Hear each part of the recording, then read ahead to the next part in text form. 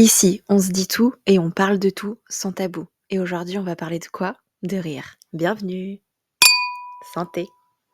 Installe-toi sur cette chaise, juste ici, et lève le nez, lève les yeux, lève le cœur, lève la voix. Que peux-tu contempler de cette place? Moi, quand je m'assois sur cette chaise, je vois un pêle-mêle d'images, de photos, de souvenirs. Je vois des vêtements, des mots, de l'expression. Je vois des tons orange et violets. Je vois aussi des brouillons de moi, de vie, qui m'ont appris beaucoup sur ce que je suis aujourd'hui.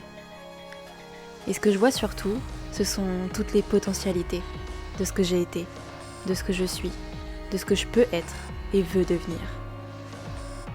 Ici, j'ai envie de vous parler de tout ça, de me raconter, me partager, de la mode jusqu'aux mots, et de laisser résonner. Nous sommes tous des œuvres d'art à créer, à raconter. Nos histoires ont bien plus de liaisons que nous le croyons. Puisque nous sommes tous nos propres artistes, imaginons-nous. Bienvenue sur J'imagine, le podcast. Bonjour à toutes et à tous, j'espère que vous allez bien. Je suis ravie de vous retrouver pour ce nouvel épisode de podcast dans lequel vous allez comprendre, nous allons parler de rire. Est-ce que le rire n'est pas le nerf de la guerre? On dit toujours que le nerf de la guerre, c'est l'argent. En fait, je me dis, est-ce que c'est pas le rire? Une vie sans rire? Est-ce que vous imaginez une vie sans rire? Moi, je pense que ce serait impossible que je survive, déjà, juste en parlant de moi. Et au-delà de moi, je pense que le monde ne pourrait pas survivre. Imaginez, rien nous ferait sourire, rien nous ferait rire. Mais le rire, c'est le sel de la vie, en fait. Je trouve ça tellement génial de pouvoir rire. Et vraiment, toutes les meilleures soirées que j'ai passées, que ce soit avec mes amis, avec ma famille, peu importe, ce sont soit des soirées où tu rentres dans des discussions très profondes, tu as l'impression que tu es en train de réinventer la vie, le monde, notre manière de fonctionner, notre manière de faire en règle générale, ou alors les soirées où tu t'es explosé de rire à t'en faire mal aux abdos. Ce sont pas les meilleures soirées, franchement. Donc le rire, pour moi, c'est le nerf de la guerre. Et aujourd'hui, j'ai envie de venir vous en parler dans un sens un peu thérapeutique. Parce qu'il y a le rire, il y a le rire général, le rire global. Et vraiment, c'est un truc qu'on a tous, en fait. Même si on comprend pas forcément l'humour de chacun, même s'il y a des personnes qui vont plus ou moins nous faire rire, après, c'est des questions de sensibilité et c'est comme, les personnes en règle générale avec qui on a le feeling, avec qui on l'a pas, de qui on va tomber amoureuse ou non. Bah, avec le rire, c'est pareil. Il y a des gens qui vont nous faire mourir de rire. Il y a des gens où on va les voir rire de certains trucs, on va se dire: «Mais pourquoi? J'ai pas compris». Mais en tout cas, quoi qu'il arrive, on a tous de l'humour, plus ou moins différent, à plus ou moins grande échelle selon les personnes et on a tous déjà rigolé dans notre vie. Franchement, s'il y en a un qui écoute ce podcast et qui me dit: «Je n'ai jamais ri», je manifestez-vous et je vous jure que je donnerai tout pour vous faire la blague, même si je ne considère pas être experte en humour, pour essayer de vous sortir juste un petit rictus. Parce que vraiment, si jamais l'un ou l'une d'entre vous n'a jamais ri, je veux que vous sentiez cette sensation parce que c'est quelque chose de fameux. Vraiment, c'est quelque chose de fameux. Aujourd'hui, comme je vous le disais, du coup, j'ai envie qu'on aborde ensemble le sujet du rire dans la thérapie. Alors, on va pas du tout partir sur du yoga du rire, tout ça, même si, véritablement, je suis à Paris. Je me dis, pendant que je suis à Paris, il faut que je teste des choses, il faut que j'essaye des choses. Donc, je me suis fait une to-do list de ce que j'ai envie de faire à Paris. Et j'ai noté dessus faire un cours de yoga du rire parce que c'est un truc qui m'a toujours interloquée parce que je me dis exactement qu'est-ce qu'on fait en fait et le prof de yoga, qu'est-ce qu'il nous fait faire en fait? J'ai vraiment envie de tester. Donc écoutez, une fois que j'aurai testé, peut-être que je reviendrai vous faire un podcast ou alors suivez-moi sur les réseaux. C'est sûr qu'une fois que j'aurai testé, il y aura peut-être pas de podcast, mais pour le coup, c'est sûr qu'il y aura un reels ou un carrousel ou un post quelconque.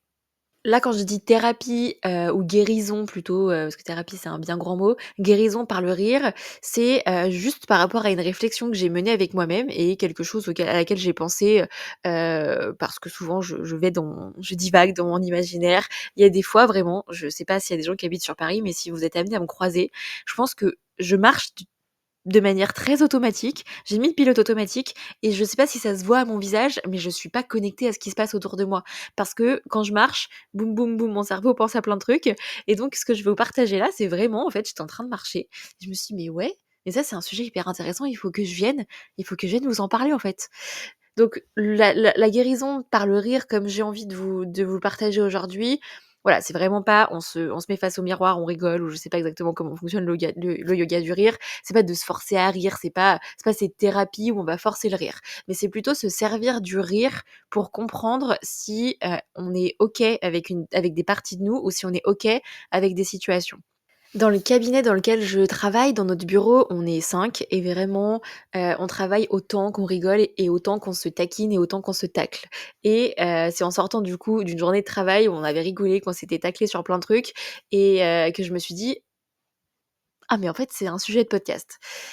Et donc, quand il y a des personnes qui vont pouvoir venir vous titiller sur certaines choses, donc c'est pas de l'autodérision parce que l'autodérision du coup c'est nous-mêmes avec nous-mêmes, mais il y a ce sens un peu dérision dans le fait où ils viennent, vous embêter, vous faire un petit tacle pour rire sur un truc qui vous concerne, je sais pas sur, un tic que vous avez souvent, sur, une manière de parler que vous avez, sur, je sais pas, sur un de votre trait de caractère, sur un de vos rêves, enfin voilà, en fait, ils peuvent venir vous taquiner sur plein de choses différentes. Moi, je sais qu'en fait, ce jour-là, mon collègue, s'était installé à ma place et m'avait imité. Il avait descendu, j'ai toujours les lunettes qui sont au bout de mon nez, j'ai toujours, souvent un stylo. Quand je viens parler, je mordis mon stylo et ça m'a fait mourir de rire parce que je me suis littéralement reconnue. Et donc, quand il y a des personnes qui vont venir comme ça nous taquiner, nous tacler gentiment pour rire sur des sujets qui nous concernent, donc soit, des traits de notre personnalité ou soit des situations qu'on a pu vivre.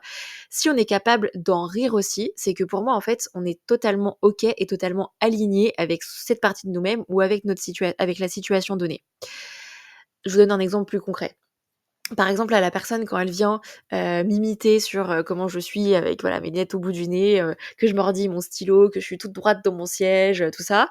Si jamais je suis pas forcément à l'aise avec moi-même en règle générale, ça va pouvoir me déranger que la personne fasse ça, déjà premièrement, sans parler de exactement ce qu'elle est en train de faire, mais en tout cas, le fait qu'elle me caricature, ça me met mal à l'aise parce que je suis pas totalement à l'aise avec moi-même et donc forcément, ça va pas me faire plaisir et ça va me toucher. Soit si c'est, quelque chose qui me dérange, j'en sais rien, bon là, il y a pas vraiment quelque chose qui peut me déranger de ouf dans ce qu'il est en train de faire, mais, hem, par exemple, si la personne se moque de votre intonation quand vous êtes énervé, admettons, si vous êtes pas à l'aise avec le fait que quand vous êtes énervé, vous montez dans les aigus, c'est quelque chose qui vous dérange et c'est quelque chose que vous n'acceptez pas chez vous, vous allez pas réussir à en rire. Vous allez même peut-être en vouloir à la personne qu'elle vienne se moquer de vous sur ce sujet-là, parce que c'est quelque chose avec lequel vous n'êtes pas à l'aise.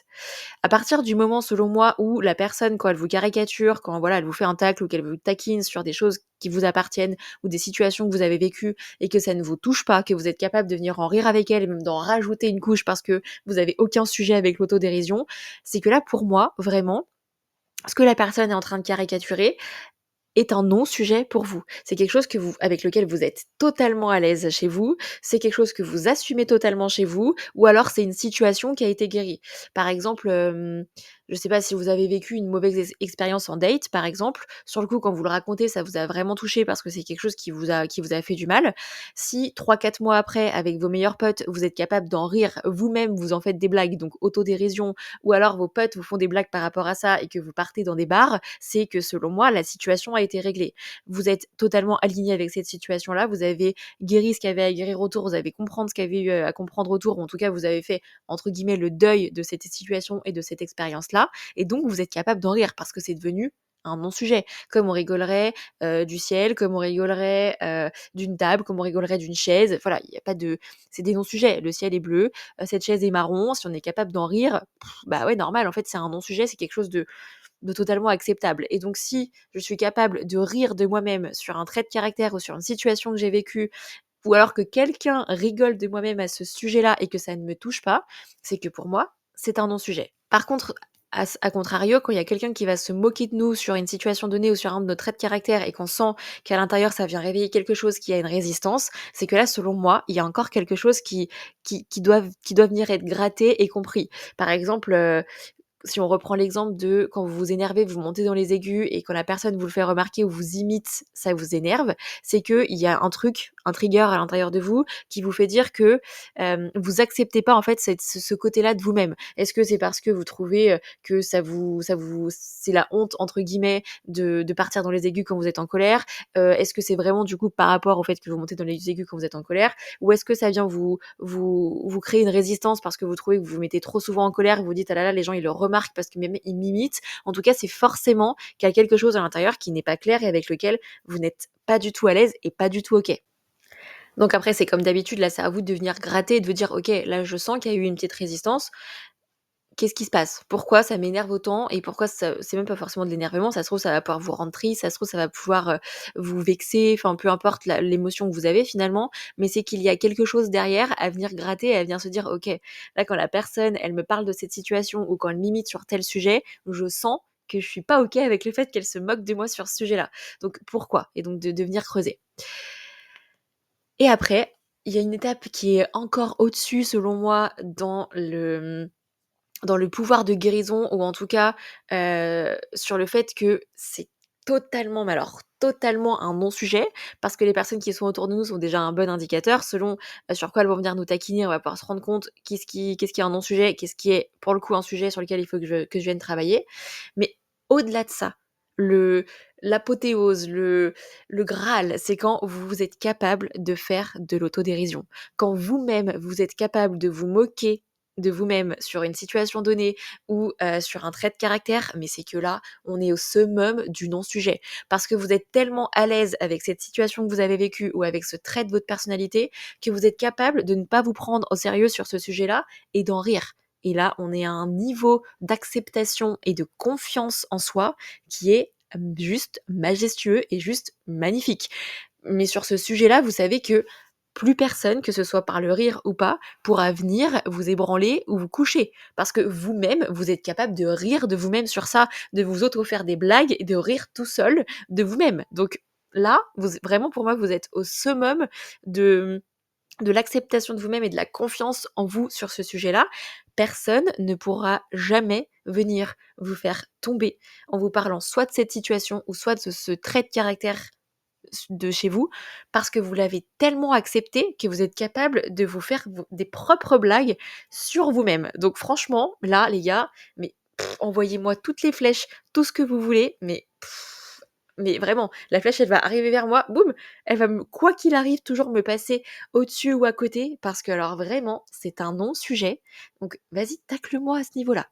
Donc là, vraiment, je trouve qu'on arrive à un niveau génial. Et franchement, le rire, comme je vous l'ai dit au début du podcast, est une sensation géniale, mais le rire avec soi-même, mais vraiment, moi je n'ai pas honte de vous le dire et je vous le dis carrément, le nombre de fois où je me fais rire quand je suis toute seule, que je suis là, que je suis dans mes délires, que je parle toute seule, que je m'auto-moque de moi, mais magnifique, magnifique. Vraiment, je passe des super moments. Au moins, vous êtes indépendant.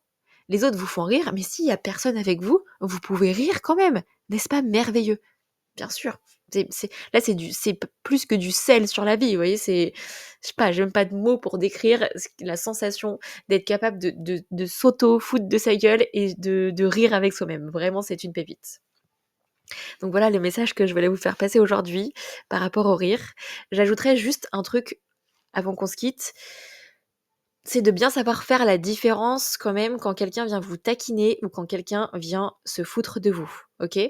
Parfois, vous allez peut-être pouvoir avoir des résistances à l'intérieur de vous. C'est pas parce que vous êtes pas à l'aise avec le sujet, c'est parce que la personne ne vous met pas à l'aise, parce qu'elle est en train de dépasser des limites et qu'elle est en train de vous manquer de respect. Il y a la taquinerie gentille où on vient se tacler, on le sent en fait dans la posture de la personne qu'elle est en train juste de vouloir rire avec nous, juste de vouloir, voilà, nous titiller sur un sujet parce que la taquinerie, le fait de s'embêter, de jouer un peu, de se chercher un peu, ça a une saveur qui est géniale je trouve et donc du coup, en plus souvent ça provoque du rire et tout, je trouve ça vraiment ouf. Donc il y a ce côté-là où il y a pas de sujet, la personne ne vient pas en fait pour vous causer du mal, juste voilà, elle a envie de rire avec vous. Il y a des personnes qui vont le faire plus que d'autres parce qu'il y a des personnes qui vraiment passent tout le temps par ce fait de jouer, de s'amuser, de venir chercher. Donc là, dans ce type de situation, si vous, à l'intérieur, il y a une résistance, c'est que vous avez quelque chose à comprendre, comme je vous le disais, par rapport à la situation ou par rapport, au trait de caractère, qui est remis en question. Par contre, Il y a d'autres personnes où vraiment, elles ne viennent pas pour jouer avec vous, pour vous chercher ou pour vous taquiner. Elles viennent pour se moquer de vous. Vraiment, le fait de se moquer, c'est totalement différent du fait de s'amuser, de chercher, de taquiner, de tacler pour rigoler. Il y a vraiment une différence et quand on est dans la moquerie, pour moi, il y a vraiment quelque chose derrière où la personne, en fait, elle veut venir vous faire du mal. Je ne sais pas pour quelle raison, on n'est pas là pour savoir, pour savoir ça, mais en tout cas, ça se sent dans la posture et dans la manière dont la personne va venir vous parler. Elle n'est pas là juste pour vous taquiner. Elle est là parce que elle veut vous faire culpabiliser, parce qu'elle veut vous écraser, parce que elle veut sciemment en fait vous faire du mal, que vous vous remettiez en question sur quelque chose. Peut-être que le fait que vous sachiez, je sais pas, hyper bien prendre la parole ou peut-être le fait que vous existiez et que vous ayez vraiment votre place, ça la dérange. Donc par la moquerie, elle va venir faire en sorte que vous vous sentiez mal, que vous vous sentiez déstabilisé et que vous baissiez votre lumière pour qu'elle puisse plus briller. En tout cas, elle vient forcément vous tacler sur quelque chose, soit parce que, elle a envie que vous arrêtiez de faire quelque chose parce que ça la dérange, soit parce qu'elle est jalouse de vous à ce niveau-là, donc elle vous le fait payer. Il y a forcément quelque chose derrière quand la personne vient le faire. Mais là, à ce moment-là, pour le coup, c'est pas OK parce qu'en fait, c'est pas tu viens me tacler gentiment, c'est là, tu es en train de venir te moquer de moi et c'est pas sympa. Il y a vraiment un côté nocif, toxique et méchant derrière.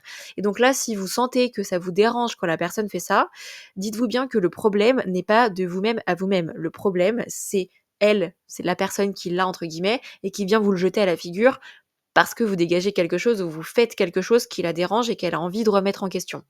Donc à ces moments-là, c'est peut-être parfois c'est compliqué de faire la différence parce qu'il y en a qui savent très bien, rentrer dans notre cerveau entre guillemets, on a l'impression qu'ils nous taquinent et qu'ils nous cherchent alors qu'en fait pas du tout. Ils sont en train de véritablement nous moquer de nous et au fur et à mesure, c'est ça aussi qui peut créer de fausses croyances en fait, on va peut-être que tu vas arrêter, de prendre la parole en public parce que tu te dis que ça se fait pas, parce que c'est justement cette personne, elle est vraiment venue te matrixer le cerveau à force de servir du rire, pour te faire changer d'avis quoi. Donc parfois, vraiment quand on a en face de nous des vrais manipulateurs, des vrais menteurs ou des vrais, professionnels en la matière, ça peut être compliqué un peu de voir la différence, mais je trouve que quand même ça se décèle quand quelqu'un a juste envie de rire ou quand quelqu'un a envie de t'écraser et de te mettre à terre. Donc à ces moments-là, vraiment, ben, n'hésitez pas à vous faire respecter, à poser vos limites. Il y a plein de manières de le faire. Vous pouvez lui envoyer une punchline à la tête. Lui, il est venu pour, en se servant du rire, «Ouais, vas-y, on est friendly, je vais te faire passer un message». Vous pouvez faire passer un message de la même manière, en mode paf, petite punchline pour rigoler. «Ah mais non, mais je l'ai dit sur le trait de l'humour, hein». Donc il y a plein de manières de le faire. Vous pouvez le faire comme ça, vous pouvez le faire en lui disant: «Écoute, là je sens que enfin là tu me donnes ton avis sur quelque chose, j'ai pas envie d'avoir ton avis sur ça, donc je te propose de ne plus de plus venir me parler de ça». Tu peux poser la question, tu peux dire: «Bah, je comprends pas, pourquoi tu es en train de me dire ça, tu veux qu'on en parle?» Donc sans forcément être agressif, il y a plein de manières de juste reprendre votre autorité, reprendre votre pouvoir, soit par le rire, soit par le: «Écoute stop, j'ai pas envie que tu me parles de ça parce que c'est pas ton sujet», soit en posant une question parce que souvent la personne, elle va venir vous envoyer un pic. Si vous retournez le pic en mode: «Ah oui, donc tu trouves que je fais trop souvent ça, ben, pourquoi ça te qu'est-ce qui te dérange dans ça?» Là, tout de suite, la personne, elle se sent bête parce qu'en fait, elle se rend compte que vous l'avez court-circuité et donc ben, non seulement elle va pas savoir quoi vous répondre et en plus de ça, elle reviendra sûrement pas vous embêter sur ce sujet-là. Même plus du tout vous embêter tout court, je pense. Donc voilà, i c'est les 3 pour moi, manières de se positionner qui sont les mieux. Après, si les personnes vraiment commencent à devenir, vraiment trop irrespectueuses et que vraiment là, c'est abusé, elles se foutent de vous, vous pouvez aussi un peu pour le coup là, élever le ton. À vous de voir si ça en vient jusque-là. Mais en tout cas, voilà, c'était la petite chose quand même que je voulais ajouter à la fin, la petite subtilité. Parfois, c'est pas vous qui avez un problème quand ça vous dérange, quand on vient se moquer de vous, parce que justement, on est venu se moquer de vous. Il y a vraiment dedans une connotation négative et donc la personne, elle a un problème avec vous sur un certain sujet et elle vient, on va essayer de vous tacler par rapport au rire et là, du coup, c'est pas tellement OK. Donc voilà. Écoutez, j'ai plus qu'à vous dire riez, riez, riez, riez. Foutez-vous de vous-même, faites-vous des blagues, faites des blagues aux gens. Vraiment, moi, à un moment donné, je pensais que j'étais pas drôle, du coup, j'osais pas forcément faire des punchlines, faire des réparties et de plus en plus, quand il y a un truc qui me vient, boum, je fais ma punchline, je fais ma répartie. Des fois, ça fait un bide, mais c'est pas grave, on s'en fout. On est là pour kiffer et ne nous prenons pas au sérieux et quand on se rend compte que justement là, ah, si, je prends au sérieux le sujet, bon, bah, on va creuser un peu et on se sert du rire, du coup, pour se guérir, se libérer et arriver jusqu'au stade de là je suis capable d'être dans l'autodérision, c'est que les gars, le sujet, je l'ai guéri, je l'ai accepté, c'est devenu un non-sujet. Je vous fais plein de bisous et je vous dis à très vite. Ciao.